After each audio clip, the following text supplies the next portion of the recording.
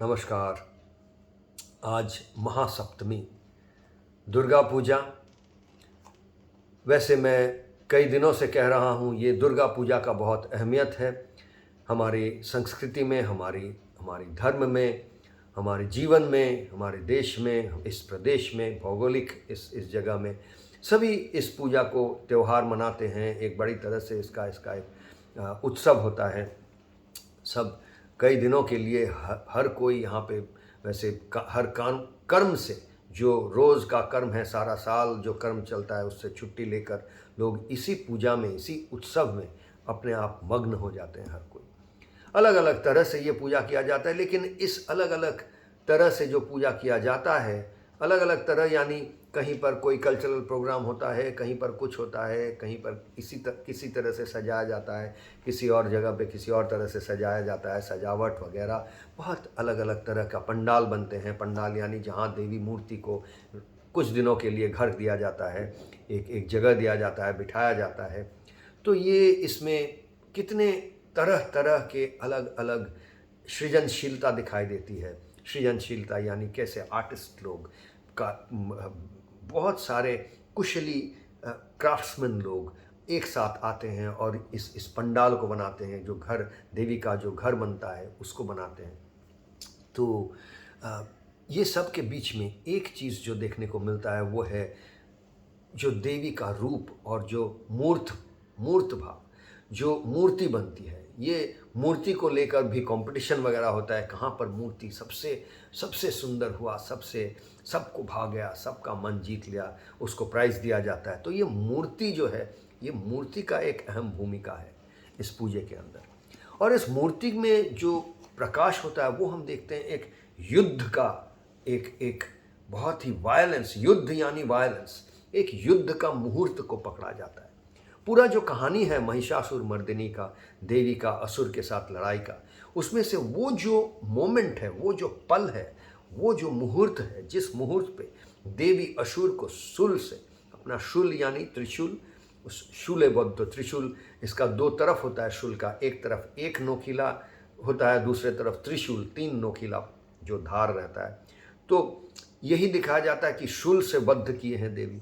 वो जो पल है, वो जो मुहूर्त है, उसी पल को फ्रीज करके यानी रोक के उस पल का मूर्ति बना के उसी का पूजा किया जाता है। तो बचपन से जब मैं बहुत ही नन्हा बालक था, उस समय से ही ये देखता आया हूँ कि इस भयंकर रूप का, ये इस भयंकर जो एक मुहूर्त है, पल है, उसी पल को लेकर हर कोई पूजा कर रहा है।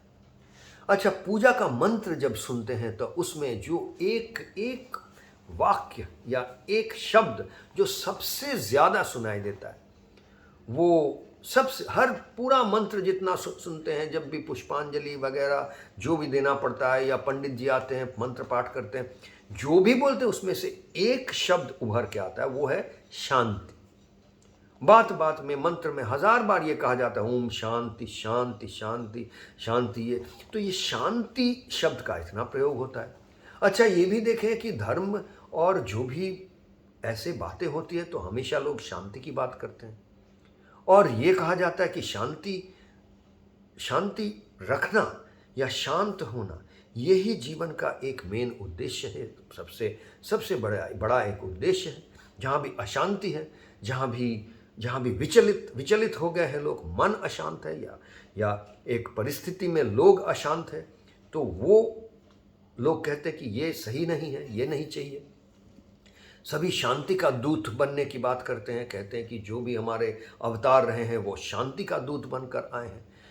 हमारे देखिए, फादर ऑफ द नेशन माना जाता है, देश के पिता माना जाता है गांधी जी को, वो भी नॉन वायलेंस यानी अशांति या हिंसता या किसी भी तरह का वायलेंस यानी जहाँ पे झमेला, झंझट, युद्ध, ये सबसे अलग नॉन वायलेंस, हर चीज़ को नॉन वायलेंस से समाधान करने की बात कहते हैं। और ऐसे इंसान को हम फादर ऑफ द नेशन मानते थे। अब उनको माने ना माने, विवाद करे, जो भी करे, लेकिन उनकी ये नॉन वायलेंस के प्रति जो उनका एक डेडिकेशन था, एक कमिटमेंट था, इसको तो कोई नकार नहीं सकता है। हर कोई इसको कहता है कि बहुत ही एक अहम बात है। तो एक तरफ शांति की बात होती है और दूसरी तरफ ये दुर्गा प्रतिमा जो है, इसमें हम देखते हैं कि युद्ध का रूप, युद्ध का जो पल है, जिसमें असुर को शूल से वध किया जा रहा है, खून निकल रहा है। असुर वो जो देवी का जो वाहन है, जो जो शेर है, वो शेर एक जो एकदम इनोसेंट यानी बिल्कुल निरीह एक प्राणी है, एक भैंस। उस भैंस को फाड़ के चीर के उसके अंदर से असुर को निकाला है, खून निकल रहा है और उस असुर को शूल से वध किए हैं। ये जो युद्ध का मुहूर्त है, इसको त्यौहार मनाया जाता है, इसी को लेकर इसी का उद्यापन किया जा रहा है, इसी को पकड़ा जा रहा है और इसी मूर्त रूप को हम पूजा कर रहे हैं चारों ओर। तो ये दो जो द्वंद्व है, जो पैराडॉक्स है, अंग्रेजी में कहते हैं पैराडॉक्स, बट जो द्वंद्व है, एक तरफ शांति की बात हो रही है, दूसरी तरफ ये युद्ध की बात हो रही है।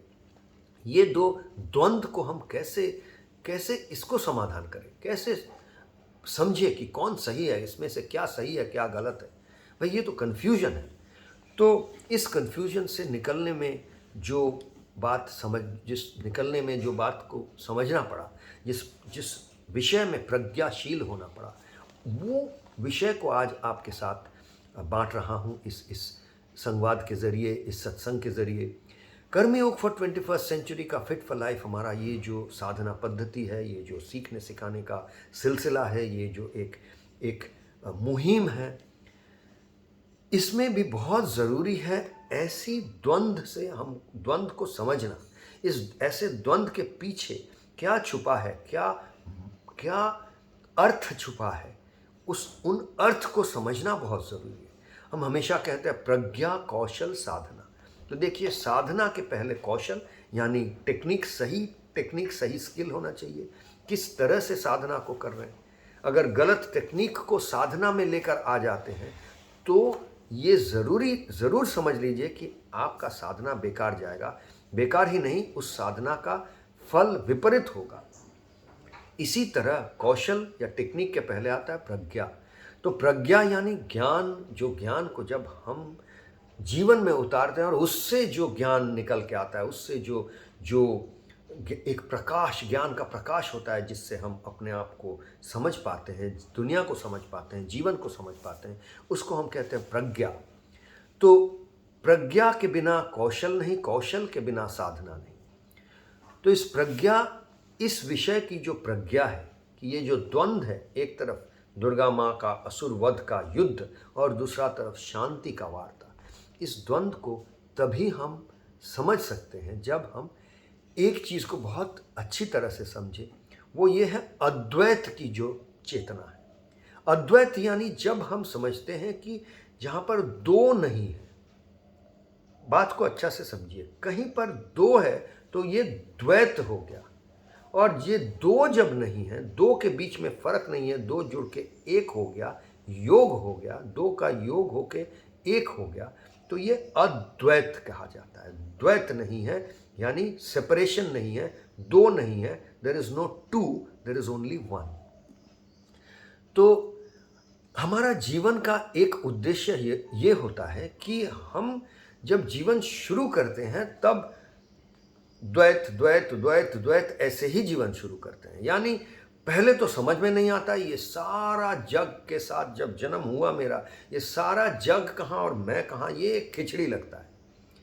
तो हमको समझ में ही नहीं आता है भाई मैं कहाँ हूँ या जग कहाँ है। धीरे धीरे धीरे धीरे हर चीज़ के साथ हम अपने आप को औरों से अलग कर पाते हैं। समझ सकते हैं कि वो भूख हमें लगा है तो भूख मिटा तो मेरा भूख मिटा, या मैं अपनी उंगली को दांतों में दबाया, बस बचपन में एकदम छोटा बच्चा तो उसको समझ में आया ये मेरा उंगली है, क्योंकि अपने दांतों से दबाते इसमें दर्द हुआ।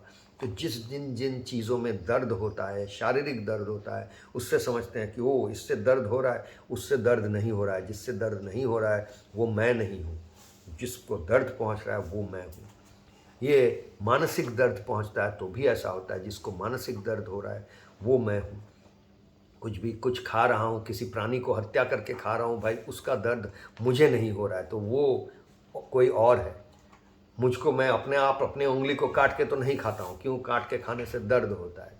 तो इससे समझ में जाता है कि मैं हूँ और वो कोई और है जिसको मैं, वो तो और है। ये जो मैं और दूसरा कोई और, ये सबसे पहला सेपरेशन है, द्वैत है।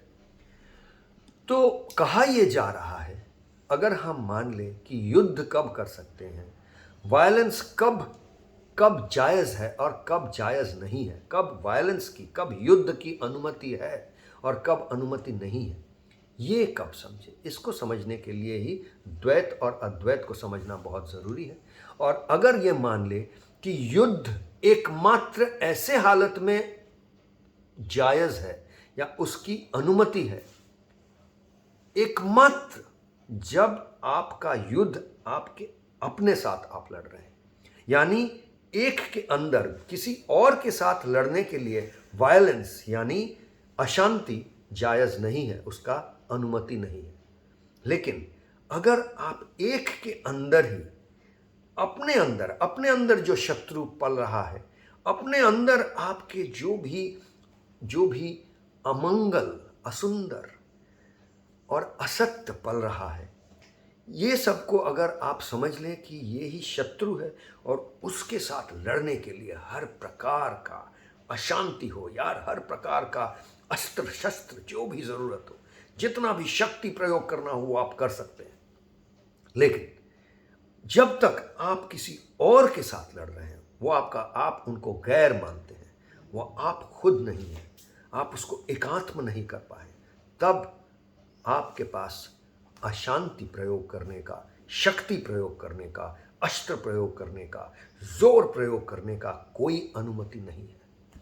तो अगर इस बात को समझ ले, तब समझ में आ जाता है कि ये जो कहानी हम देख रहे हैं, महिषासुर मर्दिनी हो या महाभारत हो, जो भी युद्ध की कहानियाँ हम सुनते हैं, ये सब कहानी, ये सब जिहाद की कहानी जैसा लगता है, ये सब जो जिहादी कहानी यानी युद्ध की कहानी, ये सब खुद के साथ लड़ने के लिए है, किसी और के साथ लड़ने के लिए नहीं, किसी और कौम के साथ लड़ने के लिए नहीं, किसी और इंसान के साथ लड़ने के लिए नहीं, किसी और प्राणी के साथ लड़ने के लिए नहीं। तो युद्ध, शक्ति, अस्त्र शस्त्र ये तभी इसकी अनुमति है जब उसके पहले आप जिन पर इसको प्रयोग कर रहे हैं उसको अपना बना लिए हैं, उसके साथ इतना प्रेम, इतना प्यार, इतना मोहब्बत हो गया है कि वो और आप में आप अंतर कर ही नहीं सकते। एकमात्र जब ये परिस्थिति को जब हो पाता है, तब ही आप वहाँ पर अस्त्र, जोर, शक्ति इसकी प्रयोग कर सकते हैं, तभी आपको अनुमति है। और जब तक ये ना हुआ हो, तब तक कोई अनुमति नहीं है, तब तक आपको शांति का ही रास्ता अपनाना पड़ेगा। तो जैसे ही दो हो गया, तो दो के बीच में एकमात्र जो चीज़ की अनुमति है वो है शांति की।